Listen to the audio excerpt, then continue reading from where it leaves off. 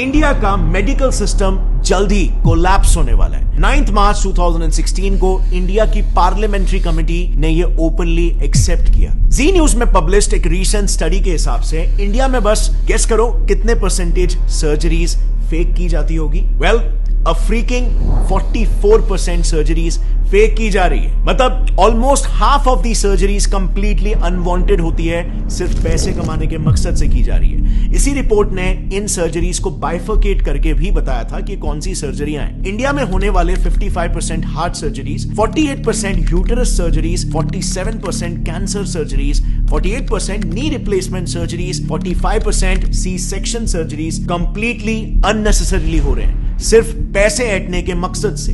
Reason सिर्फ और सिर्फ एक, कॉर्पोरेटाइजेशन ऑफ हॉस्पिटल्स, यानी कि हॉस्पिटल्स को भी कॉर्पोरेट कंपनीज की तरह टारगेट और प्रॉफिट सेंट्रिक बना देना। एक काफी इंटरेस्टिंग रिसर्च पेपर है जिसमें रिसर्चर्स ने महाराष्ट्र के टॉप हॉस्पिटल्स के 43 specialist doctors, senior government x officials और कॉर्पोरेट हॉस्पिटल्स के मैनेजर्स को तक इंटरव्यू किया, ताकि वो इन हॉस्पिटल्स में जो कंपनीज की तरह ही टारगेट बेस्ड स्ट्रक्चर चल रहा है उसे पब्लिकली एक्सपोज कर पाए। And the results were shocking. So, सबसे पहले तो सैलरीज की बात करते हैं। रिसर्च में पार्टिसिपेट किए रिस्पोंडेंट्स का यह कहना था कि हॉस्पिटल्स में काम कर रहे डॉक्टर्स की सैलरीज में बहुत ह्यूज डिफरेंस होता है। इतना ज्यादा कि न्यूबी डॉक्टर्स को 1 लाख पर मंथ की सैलरी मिलती है, लेकिन सीनियर डॉक्टर्स को 1 करोड़ पर मंथ तक भी ये सैलरी पहुंच जाती है। अब सवाल यहां पर यह आता है कि इतना बड़ा डिफरेंस क्यों? क्योंकि डिफरेंस इनके टारगेट्स में भी होता है। एक सीनियर ऑप्थेल्मोलॉजिस्ट का यह कहना है कि उन्हें एवरी मंथ 1000 पेशेंट्स को कैसे भी करके हाई एंड ट्रीटमेंट्स में कन्वर्ट करना पड़ता है। इसी पर एक और गायनेक रिस्पोंडेंट का कहना यह था कि मंथ एंड में टारगेट्स का प्रेशर काफी बढ़ जाता है, जिसके लिए उन्हें कैसे भी करके आउट पेशेंट्स यानी कि ओपीडी पेशेंट्स को भी बिना मतलब के हॉस्पिटलाइज करना ही पड़ता है, और नतीजा ज्यादा से ज्यादा सर्जरीज रेकमेंड करके टारगेट्स मीट किए जाते हैं, क्योंकि टारगेट ही यहां पर 1000 पेशेंट है।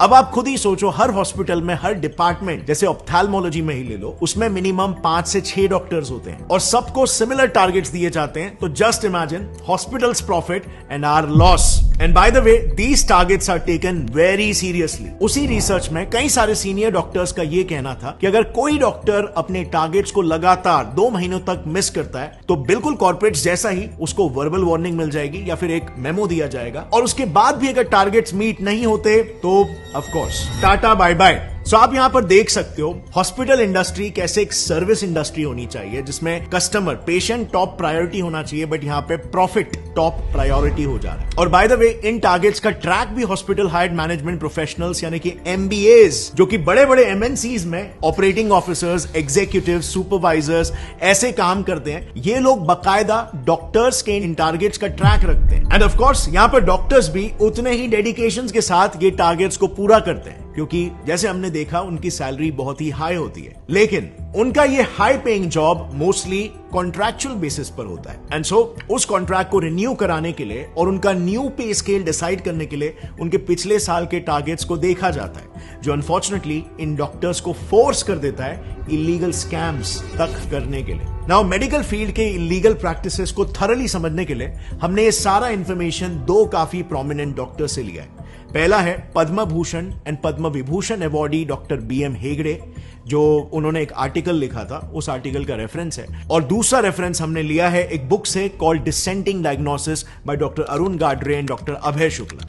लेकिन काफी ढूंढने के बावजूद भी हमें यह बुक ऐसे पब्लिकली अवेलेबल नहीं मिली, लेकिन हमें बिजनेस इनसाइडर का एक आर्टिकल मिल गया जिसमें उस बुक के कुछ मेन एक्सर्प्ट्स अवेलेबल है। Starting with the first scam, जो इतना घिनौना है कि इंसानियत भी काइंड ऑफ शर्मा जाए। Keeping dead patients alive. Times of India ने ऐसे कई सारे केसेस पर एक रिपोर्ट पब्लिश की है जिसमें डॉक्टर्स डेड पेशेंट्स को भी जिंदा बताकर उनके ट्रीटमेंट्स चालू रखते हैं, ताकि ज्यादा से ज्यादा पैसे बनाए जा सके, और फिर अंत में जाकर सच्चाई पब्लिक करते हैं। TOI में ही पब्लिश्ड एक केस में एक हॉस्पिटल ने पेरेंट्स को बिना बताए उनके 14 साल के ब्रेन डेड बच्चे को 1 महीने तक वेंटिलेटर पर रखा।